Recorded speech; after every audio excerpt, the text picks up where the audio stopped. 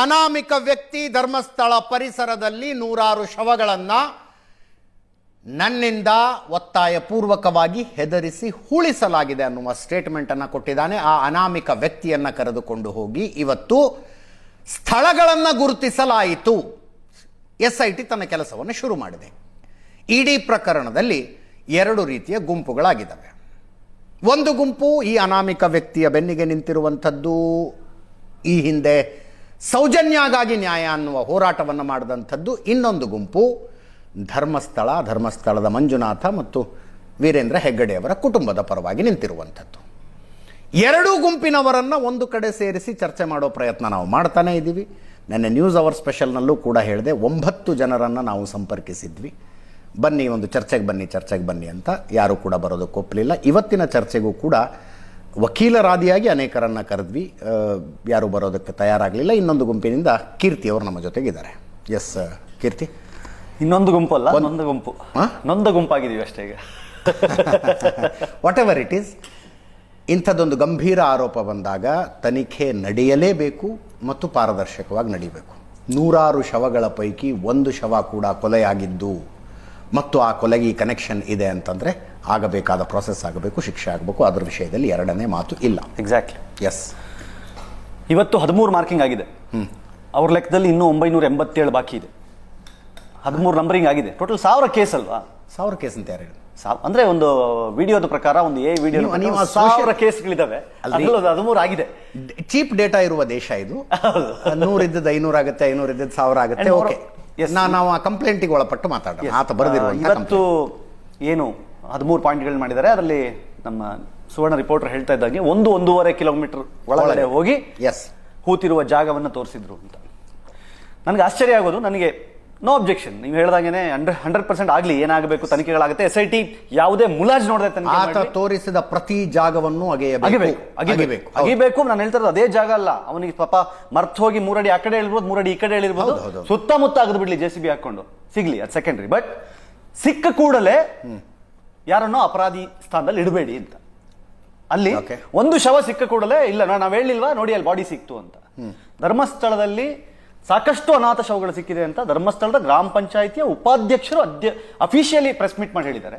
And ಅದು ಪ್ರತಿಯೊಂದಕ್ಕೂ ಸಹಿತ 2006ರಲ್ಲಿ ಅಲ್ಲಿ ಸ್ಮಶಾನ ಬಂದಿದ್ದು. ಅದಕ್ಕೆ ಮುಂಚೆ ಸರ್ಕಾರಿ ಜಾಗಗಳಲ್ಲಿ ಎಲ್ಲೆಲ್ಲ ಅಗಿತಾ ಇದ್ವಿ, ಎಲ್ಲೆಲ್ಲಿ ಹುಣ್ತಾ ಇದ್ವಿ, ಅದಕ್ಕೆ ಅಫಿಷಿಯಲಿ ನಾವು ಗ್ರಾಮ ಪಂಚಾಯತಿಯಿಂದ ದುಡ್ಡು ಕೊಟ್ಟು ಇವ್ರ ಕೈಲಿ ಹುಣಿಸಿದೀವಿ ಅಂತ. ಆ ಜಾಗವನ್ನು ತೆಗೆದ ಮೇಲೆ ಇವಾಗ FSL ರಿಪೋರ್ಟ್ ಬರೋದ್ರೊಳಗಡೆ ಮತ್ತೆ ಇನ್ಯಾರನ್ನು ನೀವು ಅವರ ಅಪರಾಧಿಗಳು, ನಾವ್ ಹೇಳಿರ್ಲಿಲ್ವಾ ಸತ್ಯ ನಾವೇನ್ ಸುಳ್ಳು ಹೇಳಿದ್ವಾ ಅಂತ ಹೇಳಿ ಸ್ಟ್ರೈಟ್ ಅವೇ ಅಟ್ಯಾಕ್ ಮಾಡ್ಲಿಕ್ಕೆ ಹೋಗ್ಬೇಡಿ ಅನ್ನೋದು ಒಂದು.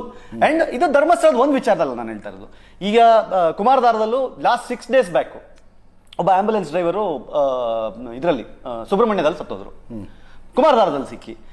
ಇದೇ ಧರ್ಮಸ್ಥಳದಲ್ಲಿ just before 4-5 days Basavaraj Patil ಅಂತ ಕುಷ್ಟಗಿ ಅವ್ರ ಬಾಡಿ ಸಿಕ್ತು. ಅಂದ್ರೆ ಇವ್ರು ಹೇಳೋ ಪ್ರಕಾರ ಏನಾಗ್ತಾ ಇದೆ, ಈ ಇಷ್ಟೆಲ್ಲ ಸೆನ್ಸೇಷನ್ ನಡಿಬೇಕಾದ್ರೂ ಯಾರೋ ಬಂದು ಅದನ್ನ ಮಾಡಿದ್ರು ಅಂತಾನ? ಹಂಗಲ್ಲ. ಬಟ್ ಬಾಡಿ ಸಿಗುತ್ತೆ, ಬಾಡಿ ಸಿಗ್ಬೋದು. ಇವನೇ ಹೂಳಿರೋದಾದ್ರೆ, ಇವನಿಗೆ ಕಾಸು ಕೊಟ್ಟು ಗ್ರಾಮ ಪಂಚಾಯತಿ ಅವ್ರು ಹೂಳಿರೋದಾದ್ರೆ 100% ಅಲ್ಲಿ ಸಿಗ್ಬೋದು ಬಾಡಿ. ಆದ್ರೆ ಬಾಡಿ ಸಿಕ್ಕ ಮಾತ್ರಕ್ಕೆ ಸಂಭ್ರಮಿಸಬೇಡಿ ಅಂತ ಅಷ್ಟೇ ನಾನು ಹೇಳ್ತಾ ಇರೋದು. ಅದೇ FSLಗೆ ಹೋಗ್ಲಿ, ರಿಪೋರ್ಟ್ ಬರಲಿ, ಏನಾಗುತ್ತೆ, ಯಾರ ಬಾಡಿ ಅನ್ಐಡೆಂಟಿಫೈಡಾ, ಅದಕ್ಕೆ ಕೊಟ್ಟಿದ್ರ ಸ್ಟೇಟ್ಮೆಂಟ್ಸ್, ಎಷ್ಟು ಅಮೌಂಟ್ ಕೊಟ್ಟಿದ್ರಿ, ಅದು ಗಂಡ ಹೆಣ್ಣ, ಎಷ್ಟು ಏಜು ಎಲ್ಲ ಗೊತ್ತಾಗುತ್ತೆ. ಅಲ್ಲಿ ತನಕ ಸ್ವಲ್ಪ ತಾಳ್ಮೆಯಿಂದಿರಿ ಅಂತ ಅಷ್ಟೇ. ಅದು ನಮ್ಮ ವಾದ. ಇಲ್ಲಿ ತನಕ ಮಾಡಿರೋದಲ್ಲ. ಈಗ ಈ 13 ಜಾಗಗಳನ್ನು ಗುರುತಿಸಲಾಗಿದೆಯಲ್ಲ, ಗ್ರಾಮ ಪಂಚಾಯತಿ ಅವರು ಬಂದು ರೆಕಾರ್ಡ್ ತೋರಿಸಲಪ್ಪ, ಈ ಜಾಗದಲ್ಲಿ ಹೂತಿದ್ದಕ್ಕೆ ನಮ್ಮ ಹತ್ರ ರೆಕಾರ್ಡ್ ಇದೆ. ಅದೇ ಅಫ್ಕೋರ್ಸ್ ಇವಾಗ ಅಲ್ಲ, ನಾನು ಅದನ್ನ ಹೇಳ್ತಾ ಇರೋದು. ಈಗ ಹೂತಿದ್ದನ್ನ ತೆಗೆದ ಮೇಲೆ ಬಾಡಿ FSL ಹೋದ್ಮೇಲೆ ಇದು ಗಂಡ ಹೆಣ್ಣ ಯಾವ ಜಾಗದಲ್ಲಾಗಿದ್ದು ಗೊತ್ತಾಗುತ್ತೆ. ಗೊತ್ತಾದ ಮೇಲೆ ಹೌದು ಈ ತರದೊಂದು ಮಿಸ್ಸಿಂಗ್ ಕೇಸ್ ಇತ್ತಾ ಅಥವಾ ಈ ತರದೊಂದು ಬಾಡಿ ಹೂತಿದ್ರಾ ಅಂತೇಳಿ ಗ್ರಾಮ ಪಂಚಾಯತಿ ಕೊಟ್ಟಾಗ 100% ಅವ್ರು ಕೊಡ್ಲೇಬೇಕು. ಕೊಟ್ಟಿಲ್ಲ ಅಂದಾಗ 100% ಏನ್ ನಡಿಬೇಕು ನೆಕ್ಸ್ಟ್ ನಡೆಯುತ್ತೆ. ಬಟ್ ಈ ಕ್ಷಣಕ್ಕೂ ಹೇಳ್ತಿರೋದೇನು, ಇದು FSLಗೆ ಹೋದ್ರು ಸಹಿತ ಅತ್ಯಾಚಾರ ಆಗಿದೆಯಾ ಅನ್ನೋದು ಗೊತ್ತಾಗುತ್ತಾ, ಕುತ್ತಿಗೆ ಹೆಚ್ಚಿದ್ದಾರೆ ಅನ್ನೋದು ಗೊತ್ತಾಗುತ್ತಾ, ಕೆಲವು ಗೊತ್ತಾಗ. ಇನ್ನೊಂದೇನು ಅಂತಂದ್ರೆ, ಈಗ FSL ಎಕ್ಸ್ಪೋರ್ಟ್ ಹೇಳಿದಾಗ ಅವ್ರು ಹೇಳಿದ್ರು 2-3 ಅಡಿಗಳ ಒಳಗಡೆ ಎಲ್ಲಾದ್ರೂ ಹೂತಿದ್ರೆ, ಅದರ ಮಾಯಿಶ್ಚರ್ ಇನ್ನು ಉಳ್ಕೊಂಡಿದ್ರೆ ಅದಕ್ಕೆ ಅವಕಾಶಗಳಿದೆ ಅಂತ ಹೇಳ್ತೀರಾ. ಹೌದು, ಒಬ್ಬನೇ ಮನುಷ್ಯ ಆಗಿರೋದ್ರಿಂದ ಒಬ್ಬ ಭೀಮ ಪಾಪ 60-70 kg ದೇಹವನ್ನು ಹೊತ್ಕೊಂಡೋಗಿ ಕಾಡೊಳಗೆ 1.5 ಕಿಲೋಮೀಟರ್ ಹೋಗಿ 8 ಅಡಿ ಅಂತೂ ತೊಡರಕ್ ಚಾನ್ಸ್ ಇಲ್ಲ. ತೋಡಿದ್ರೆ 2-3 ಪ್ರಶ್ನೆ ಮಾಡ್ಬೇಕೀಗ ಅಂತ ನನ್ನ ಹೇಳೋದು. ವೇಳೆ ಶವ ಅಲ್ಲಿ ಸಿಕ್ಕರೆ ಪಂಚಾಯತ್ ಬಳಿ ಆ ದಾಖಲೆಗಳಿಲ್ಲ ಅಂತ ತಿಳ್ಕೊಳ್ಳಿ. ಹೌದು, ಪಂಚಾಯತ್ ಬಳಿ ಆ ದಾಖಲೆಗಳಿಲ್ಲ.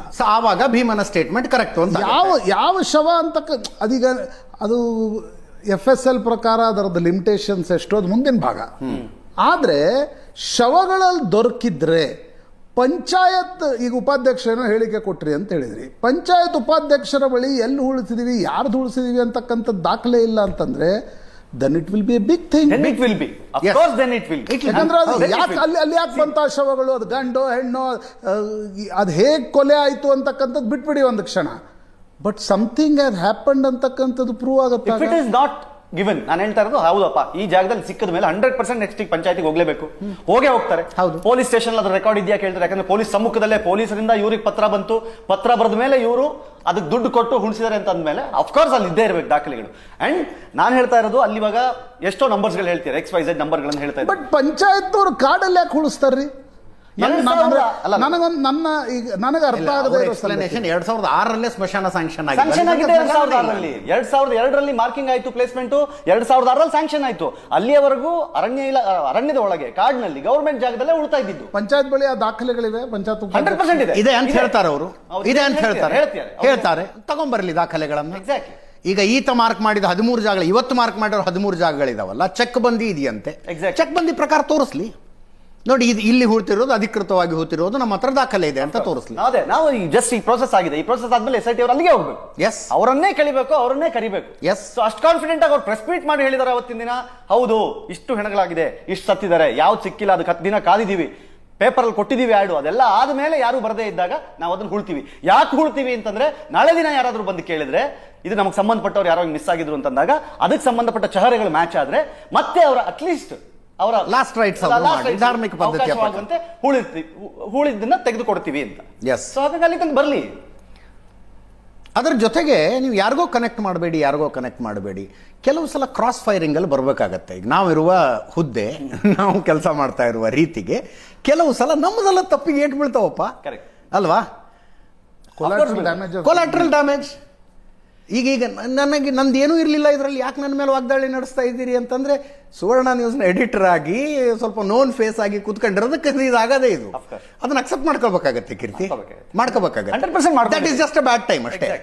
ಅಲ್ಲ, ನಾವು ಅದನ್ನ ಓಪನ್ಲಿ ಅಕ್ಸೆಪ್ಟ್ ಮಾಡ್ಕೊಳಕ್ ಹಿಡಿದೀವಿ. ಅಂಡ್ ನೀವು ಹೇಳ್ದಂಗೆ ಯುದ್ಧ ಕೇಳಿದ ಮೇಲೆ ಬುಲೆಟ್ ಬಿಡ್ತು ಅಂತ ಹೇಳಿ ಕೆಳಗೆ ಮಲಗಕ್ಕಾಗಲ್ಲ, ನುಗ್ಲೇಬೇಕಾಗಿದೆ. ಯುದ್ಧಕ್ಕೆ ಇಳಿದವ್ರಿಗೆ ಬೀಳೋದು ಬೇರೆ, ಪಕ್ಕದಲ್ಲಿ ನಡ್ಕೊಂಡು ಹೋಗ್ತಿರೋರು ಬೀಳುತ್ತೆ ಕೆಲವು ಸಲ.